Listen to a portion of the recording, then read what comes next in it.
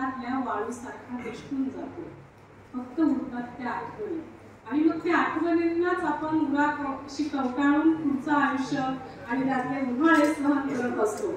कुठंतरी एकांतात बसल्यानंतर ती हिरवळ आठवते आणि मनाला समाधान वाटतं. अशाच गोष्टींसाठी कवी, लेखक ही लोक अप्रूप आहेत आजच्या काळामध्ये, कारण ते तुम्हाला त्या दुनियेची, त्या जगाची परत एकदा अशी शब्दांच्या माध्यमातून सैर करून देत असतात.